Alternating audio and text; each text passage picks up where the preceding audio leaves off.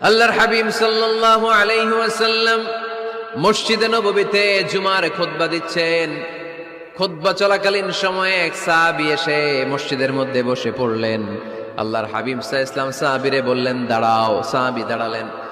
আল্লাহর নবী জিজ্ঞেস করলেন, কেন বসে বললা? 2 রাকাত পড়ছো নাকি? সাহাবী বলে, পড়ি নাই। বিশ্বনবী বললেন, তাহলে তাড়াতাড়ি 2 রাকাত নামাজ পড়ে বসে যাও। সুবহানাল্লাহ পড়ো। 2 রাকাত পড়ো নাই তো পড়ো, দাঁড়াও, তারপরে বসো।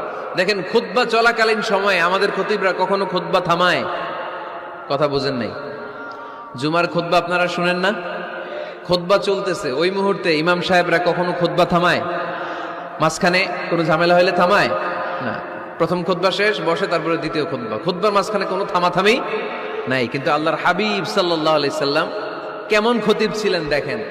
আল্লাহর হাবিব সাল্লাল্লাহু আলাইহি ওয়াসাল্লামের খুতবা দেওয়ার স্টাইল এন্ড অ্যাটিটিউড এবং আমাদের খুতবা দেওয়ার স্টাইল এন্ড অ্যাটিটিউড, আল্লাহ রাসূল সাল্লাল্লাহু আলাইহি ওয়াসাল্লামেরটা কত প্রাণবন্ত ছিল। আল্লাহ রাসূল সাল্লাল্লাহু আলাইহি ওয়াসাল্লাম সোসাইটি ওরিয়েন্টেড একজন পার্সোনালিটি ছিলেন, সমাজের মানুষ কেন্দ্রিক, খুব সামাজিক ছিলেন আল্লাহ রাসূল সাল্লাল্লাহু আলাইহি ওয়াসাল্লাম। তিনি দেখলেন একজন বসে পড়ছে, উনি খুতবা থামায় দিলেন। জুমার খুতবা থামায় বললেন, এই নামাজ পড়ছো না? পড়ো, 2 রাকাত পড়ো। আবার খুতবা শুরু করলেন। সুবহানাল্লাহ পড়বেন না?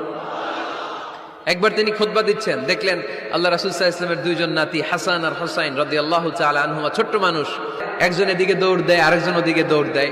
আল্লাহর হাবিব সাল্লাল্লাহু আলাইহি ওয়াসাল্লাম খুতবা থামিয়ে দিলেন, মিম্বার থেকে নেমে আসলেন, 2 নাতিকে 2 হাতে ধরলেন, ধরে আস্তে করে জান্নাতের এই 2 সর্দারকে নিয়ে মিম্বারের উপরে দাঁড়ালেন। এই হাতে এই নাতি, ওই হাতে আরেক নাতি। এরপর দাঁড়িয়ে দাঁড়িয়ে তিনি বাকি খুতবা দিলেন। পড়েন সুবহানাল্লাহ।